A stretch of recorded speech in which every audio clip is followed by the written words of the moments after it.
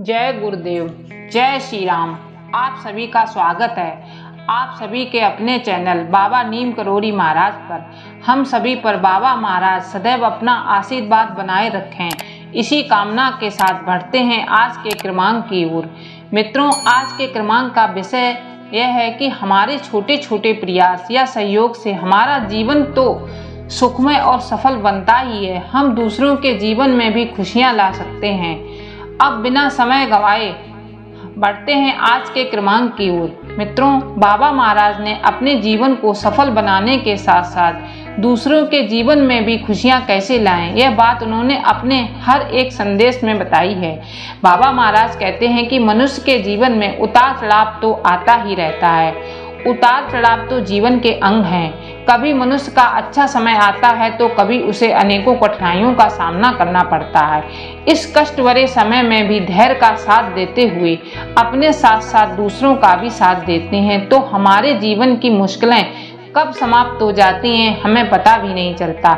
दुख किसने नहीं सहा और किसे नहीं होता, पर हमारा संकल्प अगर मजबूत होता है और यदि संकट काल में हम संयम नियम बनाए रखते हैं तो हमें बड़े से बड़े तूफान झंझावत का सामना कर सकते हैं। महाराज जी सदैव राम राम बोलते और अपने भक्तों को भी बोलने को कहते, पर आपने कभी इस पर विचार किया कि बाबा महाराज ऐसा क्यों कहते हैं? क्योंकि प्रभु श्री राम के व्यक्तित्व से हमें यह सीख मिलती है कि हमें अपने जीवन में संतुलन बनाए रखना है। और हम अपने जीवन में संतुलन कैसे बनाए? शांत गंभीर सौम्य श्री रामचंद्र जी ने अपने जीवन में कभी संतुलन नहीं खोया। एक बार बाबा महाराज कैंची धाम आश्रम पर अपने भक्तों के बीच बैठे हुए थे। अपने प्रवचन के दौरान महाराज रामायण का एक अद्भुत प्रसंग अपने भक्तों को सुनाते हैं। बात उस समय की है जब माँ सीता का हरण हो चुका था और प्रभु श्री राम को रावण पर विजय प्राप्त हेतु एक सेतु का निर्माण करना था। राम सेतु बनाने का कार्य चल रहा था। भगवान राम को काफी देर तक एक ही दिशा में निहारते हुए देख लक्ष्मण जी ने पूछा, भैया आप इतनी देर से क्या देख रहे हैं? भगवान राम ने इशारा करते हुए दिखाया कि वो देखो लक्ष्मण, एक गिलहरी बार बार समुद्र के किनारे पर जाती है और रेत पर लोट-पोट करके रेत को अपने शरीर पर चिपका लेती है। जब रेत उसके शरीर पर चिपक जाता है फिर वह सेतु पर जाकर सारा रेत सेतु पर झाड़ आती है। काफी देर से यही कार्य कर रही है। लक्ष्मण जी बोले, प्रभु वह समुद्र में कीड़ा का आनंद ले रही है और कुछ नहीं। इस पर भगवान राम ने कहा, नहीं लक्ष्मण, तुम उस गिलहरी के भाव को समझने का प्रयास करो। चलो आओ उस गिलहरी से ही पूछ लेते हैं वह क्या कर रही। दोनों भाई उस गिलहरी के निकट गए। भगवान राम ने गिलहरी से पूछा कि तुम क्या कर रही हो?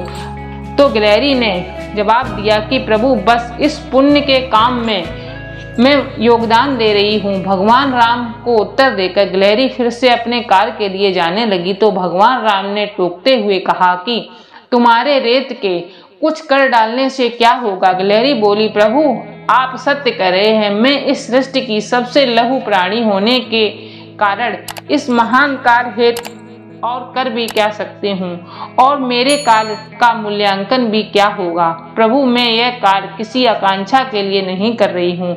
यह कार्य तो राष्ट्र कार्य है, धर्म की अधर्म पर जीत का कार्य है। राष्ट्र कार्य किसी एक व्यक्ति अथवा वर्ग का नहीं होता।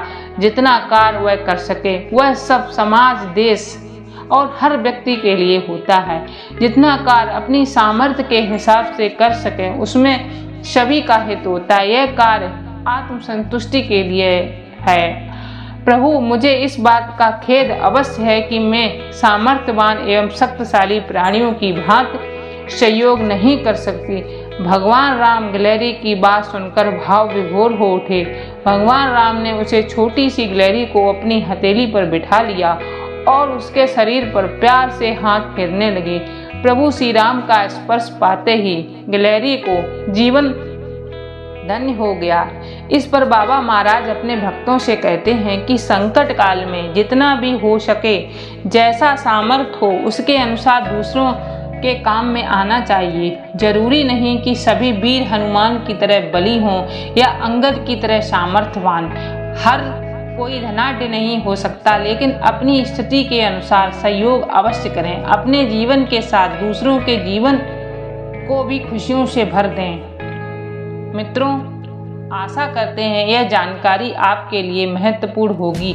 अगर वीडियो पसंद आई हो तो लाइक शेयर अवश्य करें और चैनल को सब्सक्राइब करें। मिलते हैं बाबा महाराज के संदेशों से भरी अगली वीडियो में। तब तक के लिए जय गुरुदेव। आपका दिन शुभ हो। जय जय सिया राम, जय जय हनुमान। गुरुदेव आपके सुमिरन से भव रोग नष्ट हो जाते हैं, भव रोग नष्ट हो जाते हैं, सब पाप मुक्त हो जाते हैं। गुरुदेव आपके सुमिरन से भव रोग नष्ट हो जाते हैं। जय जय गुरुदेव, जय जय सिया राम।